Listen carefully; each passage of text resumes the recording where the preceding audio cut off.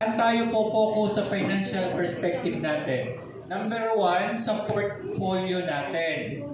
Ano ba yung portfolio mo? Account receivable, loan receivable, inventories, merchandise inventory. Kung nasa buy and sell naman kayo ng Copra, Whole Nuts, o yung inventories ng ating pinapamili. O yun yung ilalagay natin sa financial perspective. Pangalawa, sa nanggagaling ang mga ari-arian natin, yan ay funded ng ating share capital from the members. So, ang pangalawa natin ay share capital. Pwede tayo magdagdag dito ng savings kung ang inyong co-op ay kumukuha na ng savings and time deposit. So, pwede natin ilagay yan dito. Insert natin. And of course, tututok tayo sa net surplus. Kasi, itong kapital at saka itong surplus, yan ang pinanggagalingan ng ating cash. O, dyan lumalaki ang ating assets. Kaya tatlo yan na dapat tutukan ninyo. Una, yung ari-arian ninyo na nagbibigay ng revenue. Pangalawa, ang share capital nyo o yung exposure or investment ng bawat miyembro. Pangatlo, yung kita. Sapagkat pag di natin tinutukan yan, lalo na yung kita, malamang lugi kayo. Hindi. Financial perspective lang yan. Financial statement lang yan. Kaya dito, dapat may dala kayong financial statement. Nakatingin kayo sa financial statement. Ngayon, kung gusto yung manghula, o ang result niyan, hula din. Madali lang naman di ba? Newly registered po kami, wala pa kami operation. Ang binigay po namin 15,000 na share capital. Then asset nyo, 15,000 lang. Tama ba? Kung 15,000, anong gusto yung mangyari? At tayo ng 2024, yung 15,000 yung maging 5,000 na lang. Yan. Very good. Gusto po namin maging doble. Ang 15,000 magiging 30,000. Okay, yun yung goal natin. Yung cash natin na 15 magiging 30,000. O paid up. Di ba paid up nyo? 15,000. So, gusto nyo palang mag-double dito. Ano mangyayari sa kapital nyo? Double din. Kasi kung 30,000 dito, ang asset nyo 30,000. Tama? Okay. Ngayon, magkano gusto yung kita? Sir, gusto namin kita 15,000 din. Bahala ka sa buhay nyo. Gusto yung 15,000 15,000 na kapital plus 15,000 na tubo. Magkano? Ay, dinoble niyo yung paid up capital. So, double the paid up, 30 plus 15, magkano? Ay, ba't 30,000 lang dito? Dapat 45 na yan. Kasi yung pinanggagalingan nung ari-arian ninyo ay galing sa kapital at tubo. Malinaw.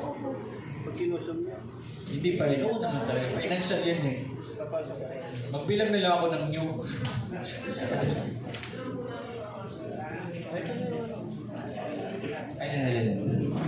Maglagay kayo ng letter A.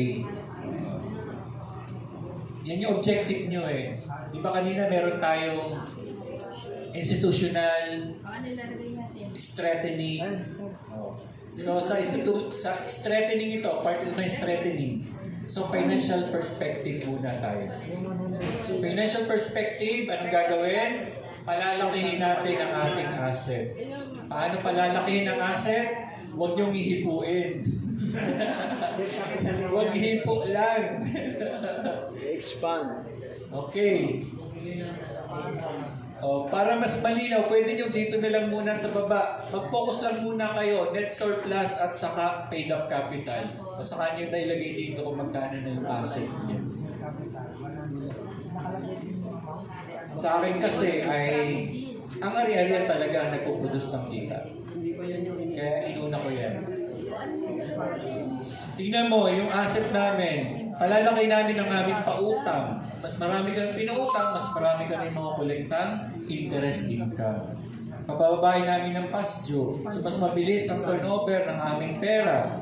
Yan. Mag-generate kami ng income mula sa time deposit sa bangko. investment sa federation, investment sa cooperative bank. O yan ang bibigay ng kita. Okay? So, kung ayaw nyo nito, hindi nyo masyadong naiintindihan kasi wala pa naman kayong operation, you focus on your paid-up capital and May nakakapos siyang taon. mas maganda yun, di ba? Okay. Start tayo sa 100. May malabo pa? May malabo? Ulitin ko. Kopyahin nyo number A, first financial perspective. Pangalawa, kung hindi nyo ito maintindihan, ito na lang paid up capital sa net surplus. Ito ang i-target ninyo. Ha? Palakihin. Ang goal natin, palalakihin natin ang paid up capital. Ang goal natin, kumita tayo. Magkano gusto yung kita? Kaya pa 1 million? Tinatanong ko lang kayo. Sabihin nyo lang, hindi sir. Pero kaya namin 999,000 pesos. Oh, yan. Siyempre, smart tayo, no? Smart. So, dapat, sir, 15,000, ano, kikitain nun? 1,000 lang. Laki gawin mo 1.5. 10%. Ha? Oh. Sa ano na lang, pakiano mo na lang dito. Okay. Pakibasa. Huwag niyong kopyahin dito kasi sample lang to. Pinapakita ko lang sa inyo, ito yung goal natin. Yan yung performance indicator natin. The performance indicator is to increase the 3%. The performance indicator is to increase the net surplus. Yan yung ginawa nyo, yung period per year.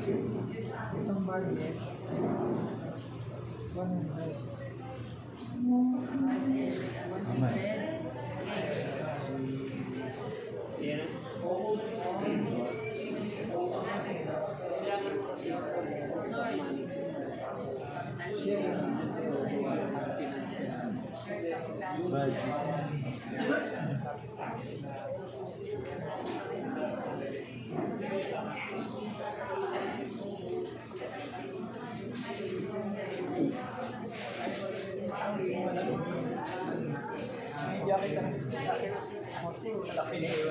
Tinatanong si Ate Kate.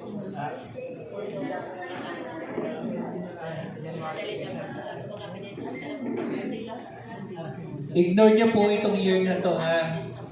Kasi for presentation purposes, nung i-present ko ito sa board of directors, na ako ang chairman, pinakita ko na ito lang yung portfolio namin.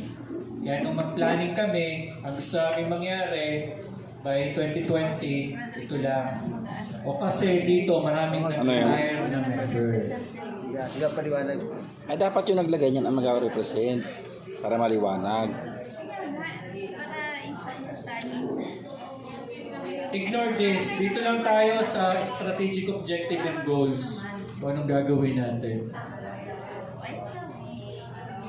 Ito, ang laki Masyado na lang. kaming advance kaya ganyan. Ang laki niya 100k budget. Ha? Yung kaninang ginawa natin, nakakonect kasi yung kanina. Kasi expected tayo. Ginawa yung connect tayo kanina. Ay kasi hanggang ano lang tayo. Hanggang December lang ito. Hanggang December lang yan. Mamasin mo. Tao nga. Oh, sample tayo. Yun din, yung sinabi ko din. Ay, ito pula yan. 40. Ulitin ko lang ulit. Oo naman.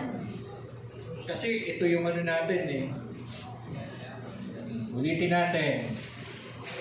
Oh.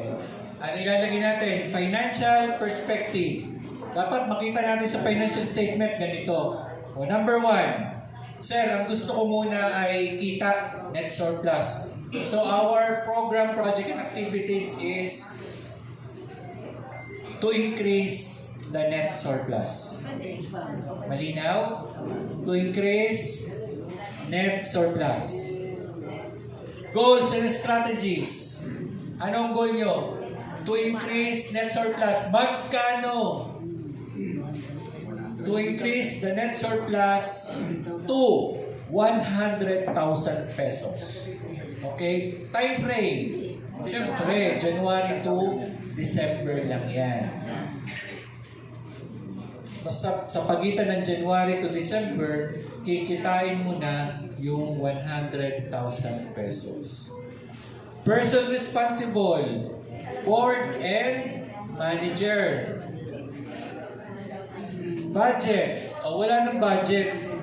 Target mo yung kita.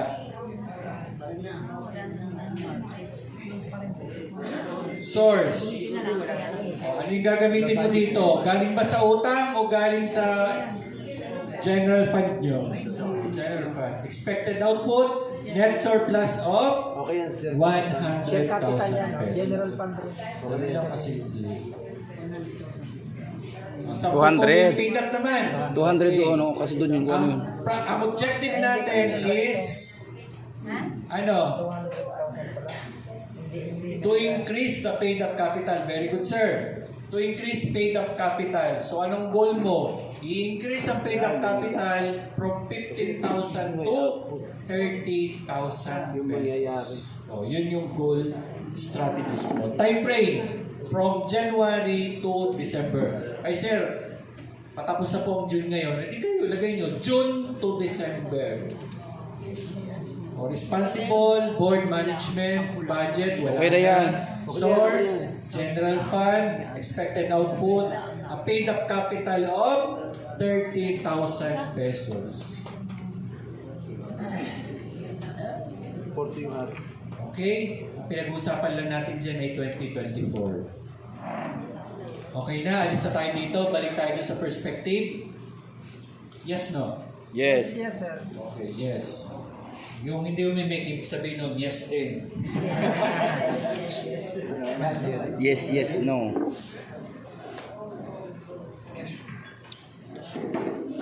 Ano yung focus natin? Kaya tingnan muna natin financial. Oh, wag na muna to kasi nalilito kayo. O ito na lang muna, paid up capital sa net surplus. It will follow na.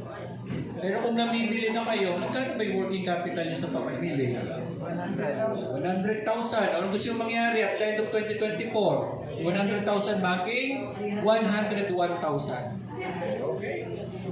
That's it. Basta may increase. Ano?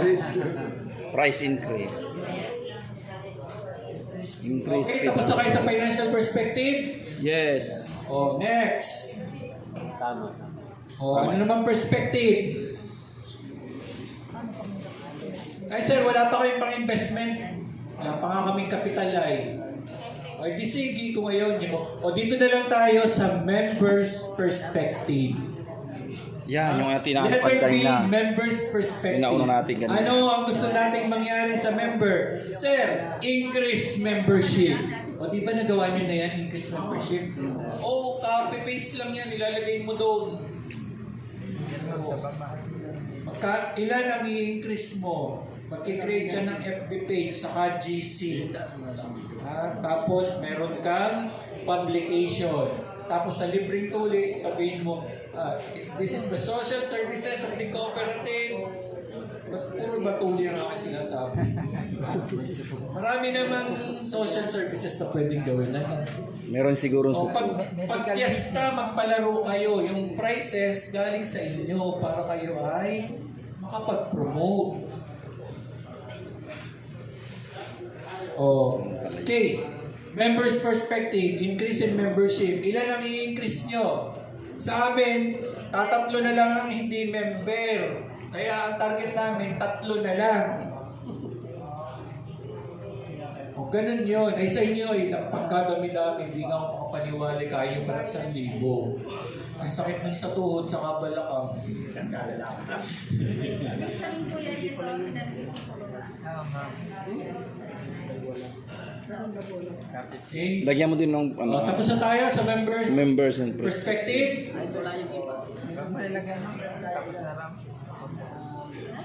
Di ba may target na kayo ng members perspective kanina? Yes. Oh, yun na yun eh. Copy-paste mo lang yung kanina. Kukuha nyo lang yung 2024. 40, oh. 640. Di ba yung 640 nyo yan, no? 40. 4 years yun. O yung 2024 lang kunin mo. Oo, 40 lang, di ba? Kukuha nila yung 2024. Kaya sabi ko, hinahalaw lang yan. O, dito. O, ilan yung member mo na kinuha? O, 45 lang. O, 45 lang lalagay natin. O, next perspective. Ano to? Ba, ito muna, human resource. O, kukuha ka ba ng full-time? O, kukuha ka lang ng part-time? Para hindi magastos, part-time. Kailangan mag-hire ng employee. Pag di nyo yung tinarget, walang nangyari sa inyo. Part-time mo lang. Wala ko din pang budget. Ano, mag-hire kayo, hindi? Mag-hire siya. Parang nananakot eh. Oo. O, sige, hire kayo. O, saan kayo kukuha ng pansweldo? Katulad sa chairman. Meron na yung O, ganito, tingnan nyo kami, ha? Sabi namin, pagdadala ng kupra. Bayad nila. full-time staff by 2022. Ang ginagawa lang naman namin ay 2020, So, pwedeng wala muna to. Ilagay nyo ito ay sa development plan nyo, sa 5-year development plan. Ha? Doon sa gagawin nyo, doon sa binigay ko sa inyo, sa email ko, doon po yung hiring ng employees. I-check nyo lang po yun. Oh. Sabi nyo, hindi nyo naman yung gagawin, ay di huwag nyong ilagay kasi ano pa naman pala, 2025 pa. Oh, hindi kasali. Oh. Dahil dyan, punta na tayo sa community perspective. Community perspective, ano-ano ang estratehiya nyo para makapagbigay kayo ng tulong? Anong ibibigay nyo ng tulong? Paraning kalabaw.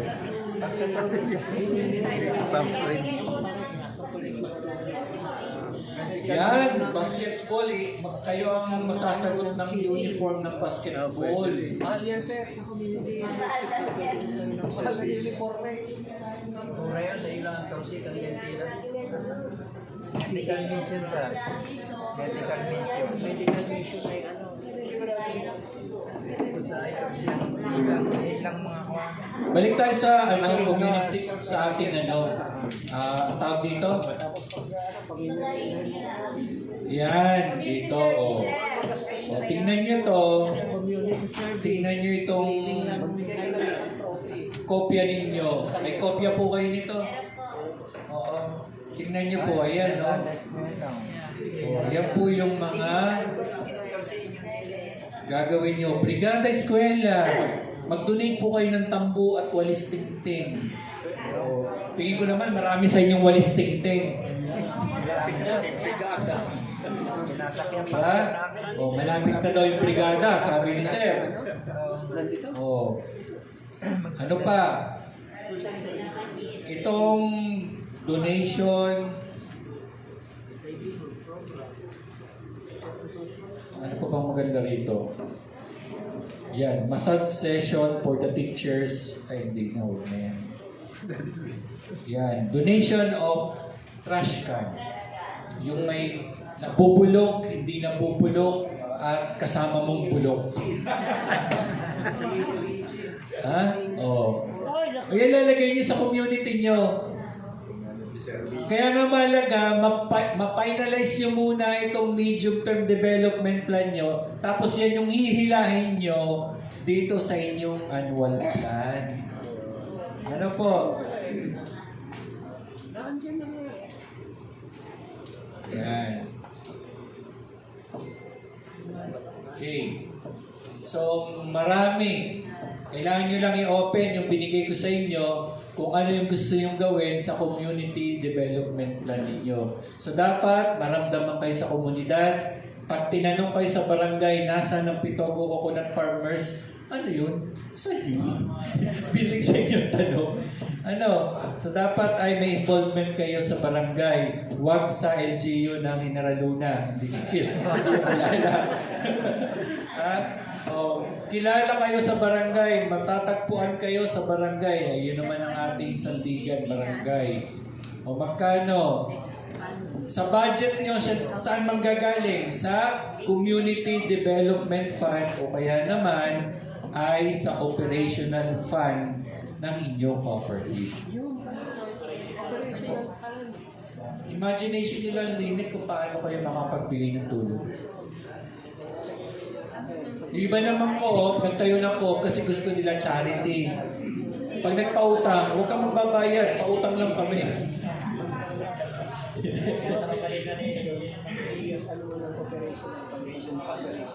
So kaya ang ganda ng cooperative. Negosyo kayo at the same time, hindi kayo charity. Nakakapagbigay kayo ng tulong sa komunidad. Kasi isa sa mga pinaplano natin at isa sa mga activities natin ay magbigay ng tulong sa ating komunidad. And of course, yan ay gagamitin natin to promote our cooperative, to increase membership, and consequently, to increase our capital, to our surplus, and rate of return for every members. Ano po? So, ganun po yung gagawin natin. Lahat ng malalaking co-op ngayon, nag-umpisa sila sa maliit lang. Ang co-op namin, kung hindi ako nagkakamali, yung Merinol Multipurpose, 1971, nag-start lang po sila sa 1,000 pesos. 1,000. Ang St. Jude parang... Pitong member muna. Ha? 15 na talaga. 15 na talaga dahil. Simulat sa pool, mahal kita. Nalalaman mo. Okay. O, tapos na sa community, ano na kayo nang gagawin nyo? Ito, libre tuli. Pag daw nagpatuloy, 25 pataas, may 5,000. Oh. Pila na kayo. Ay, libre sa akong bigas daw. Service ay pwedeng tree planting. Okay, ano community nyo? Small one. Tree planting sa Yan, tree planting. Huwag na tree planting, coconut farmers tayo ay coconut tree planting. Ano? Kasi sa Bundok Peninsula, pinaputo lang nyog. Nyog. Tapos nagkaroon pa tayo ng yung kukulisap, di ba?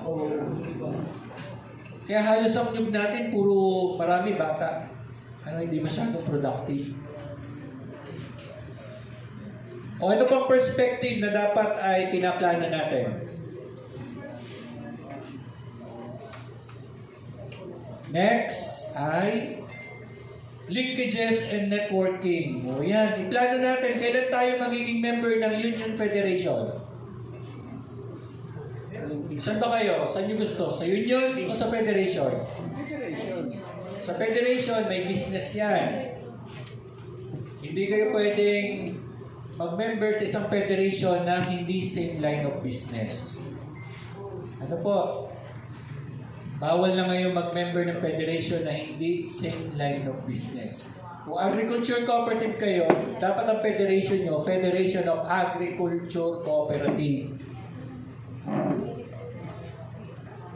Bawal mag-member sa iba. Sa union, yan, kahit magkakaiba kayo, pwede kayo maging member. Anong diferensya sa union? Sa union, taon-taon, magbabayad kayo ng annual dues kasi walang negosyo ang union. Ang federation may negosyo, kaya hindi nyo kailangan magbigay ng annual dues or monthly dues. Share capital ang ibibigay nyo. At ang share capital nyo, kagaya ng cooperative nyo, at the end of the year, bibigyan ng dividendo. Patronage report kung kayo ay bibili ng produkto at serbisyo. Okay? Malinaw. O, kaya nga sabi ko sa inyo, tayo meron ditong napakaganda at napakagaling at 1 billion na ang asset na Cooperative Bank of Quezon Province. Bay, ilagay nyo. May member kayo sa Coop Bank. Para kayo ay may-ari ng bangko. Inyong Coop may sariling bangko. Coop Bank of Quezon Province. Tapos doon kayo magbabangko. Meron silang ATM, meron silang passbook, meron silang checking account. Yan. O ano pang gagawin nyo? O dapat kayo ay magpaparehistro sa sangguniang bayan bilang NGO. Para pag merong financial assistance na bibigay ng LGU, bibigyan kayo. Provided, malakas ka. Ha? Kaya swerte nyo nga, punta kayo sa General Luna, wala kayo. Ano pa? National Government Agency. Anong ibig sabihin nun? Dapat ay meron kayong accreditation. For example, CDA. Para mabigyan kayo ng CDA, automatically dapat may Certificate of Compliance. Kaya pag nabigay ngayon ng 50,000, hindi kayo mabibigyan. Wala kayong COC.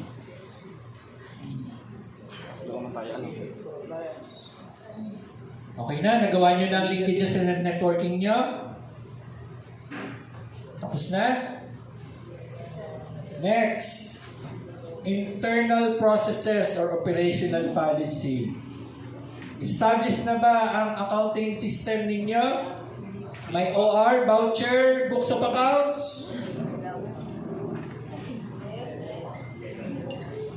Kung wala pa, itatarget natin magkaroon tayo ng accounting and internal control. Anong gagawin? Dapat may sales invoice. Dapat pagpapasok ang pera. Dapat may cash or check voucher kapag lalabas ang pera. At itong mga ito ay sinusulat sa Books of Accounts o libro na tinatakan ng Bureau of Internal Revenue. So, first thing first, dapat na-establish nyo na ang accounting and internal control system ng inyong cooperative. Kasunod niyan, gagawa na kayo ng mga policy. O ano yung mga policy na dapat gawin? Andun sa Excel na in-email ko sa inyo. Inilagay ko na lahat doon ng policy na dapat meron kayo. Ang nilagay ko lang doon, basic. Basic. Pwede pa yung madagdagan ng doble, siksik, liglig, umaapaw. Okay. Okay, tapos na internal nyo? Establish internal control. Yun na lang. Yun lang yung perspective na dapat meron kayo sa annual plan and budget. Okay? Internal. Pag yan, nilagyan nyo lahat ng plano, wala nang makatitibag sa inyo. Ang kailangan nyo lang ay palakasin yung plano niya. Tapos from time to time at kayo ay nakakaisip ng mas maganda, di ba sabi dapat flexible. Babaguhin natin yung plano, gagawin natin mas maganda. Nakaisip muli ng mas maganda, pinaka maganda. Ganun yung gagawin natin. So yan yung annual plan and project natin. Establish internal control procedure. Okay? Sige. Ibigyan ko kayo ng isang oras.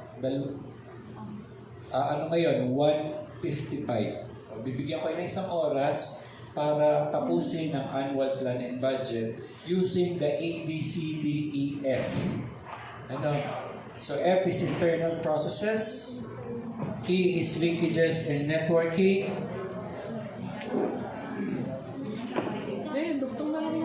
human resource, community, members perspective, and financial perspective. Diyan lang kayo mag-focus. Hindi na itanong kung yung pagpaplano ay pagbabudget ay ina-approve mo sa DA.